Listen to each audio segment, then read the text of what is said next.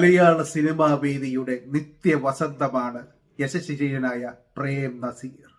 600ഓളം സിനിമകളിൽ അഭിനയിച്ചിട്ടുള്ള മലയാളികളുടെ പ്രിയ താരമായ പ്രേം നസീർ ഒരു പൂ ചോദിച്ചപ്പോൾ ഒരു പൂക്കാലം നൽകിയ പ്രേം നസീർ.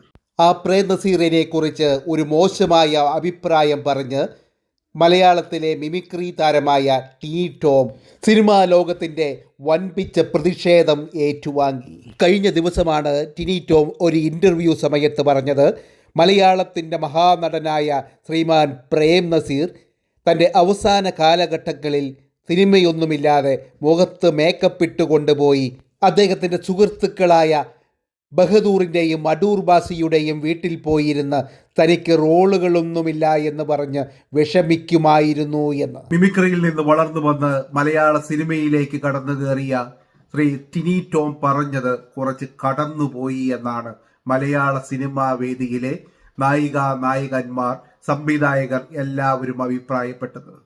ഇതേ തുടർന്ന് അദ്ദേഹം മാപ്പ് പറയുകയാണ്. തന്നോട് ഏതോ ഒരു സീനിയറാണ് പറഞ്ഞത്, അദ്ദേഹം പേര് വെളിപ്പെടുത്തിയിട്ടില്ല ആരാണ് പറഞ്ഞതെന്ന്. ഒരു സീനിയറാണ് പറഞ്ഞത്, തൻ്റെ അവസാന കാലഘട്ടത്തിൽ പ്രേം നസീർ എന്ന മഹാനടൻ സിനിമയൊന്നുമില്ലാതിരുന്നിട്ടും മേക്കപ്പ് ഇട്ടുകൊണ്ടുപോയി അദ്ദേഹത്തിൻ്റെ സുഹൃത്തുക്കളായ ബഹദൂറിൻ്റെയും അടൂർ ബാസിയുടെയും വീട്ടിൽ പോയിരുന്ന് തൻ്റെ ബുദ്ധിമുട്ടുകൾ പറയുമായിരുന്നു എന്ന്. എന്നാൽ പ്രേം നസീറിന് അങ്ങനെയൊരു അവസ്ഥ ഉണ്ടായിട്ടില്ല. ഇദ്ദേഹത്തെ ആരോ തെറ്റിദ്ധരിപ്പിച്ചതാണ് ടിനി ടോമിനെ. അല്ലെങ്കിൽ ചുമ്മാ വെറുതെ വായിൽ തോന്നിയത് കോതയ്ക്ക് പാട്ട് എന്നതുപോലെ ഇദ്ദേഹം ചുമ്മാ പറഞ്ഞതാണ്. അങ്ങനെ ചുമ്മാ പറയുവാൻ, ചുമ്മാ അപമാനിക്കാനുള്ള ഒരു നടനായിരുന്നില്ല ശ്രീമാൻ പ്രേം നസീർ. 600ഓളം സിനിമകളിൽ അഭിനയിച്ചിട്ടുള്ള ഒരു വ്യക്തിയാണ്. ഇതേവരെ അദ്ദേഹത്തെ പറ്റി ആരും ഒരു എതിരഭിപ്രായം പോലും പറഞ്ഞിട്ടില്ല. മലയാള സിനിമയിൽ ഇങ്ങനെയുള്ളൊരു നടനെ കിട്ടിയത് തന്നെ വലിയൊരു ഭാഗ്യമാണ്. അപ്പോൾ ഇനിയെങ്കിലും ഇങ്ങനെയുള്ള മഹാരഥന്മാരെ പറ്റി പറയുമ്പോൾ ഓർക്കുക, കൃത്യമായ വിവരങ്ങൾ കൃത്യമായി അറിഞ്ഞതിന് ശേഷം മാത്രമേ പറയാവൂ.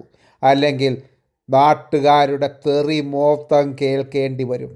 അത് ഓർമ്മയിലിരിക്കട്ടെ. അത് രാഷ്ട്രീയക്കാരനായാലും സിനിമാക്കാരനായാലും ഏത് കൊമ്പത്തിരിക്കുന്നവനായാലും വായിൽ തോന്നിയത് വിളിച്ചു പറഞ്ഞാൽ നാട്ടുകാരുടെ തെറി അല്ലെങ്കിൽ അവരുടെ കൈക്കരുത്ത് അറിഞ്ഞിരിക്കേണ്ടതായി വരും.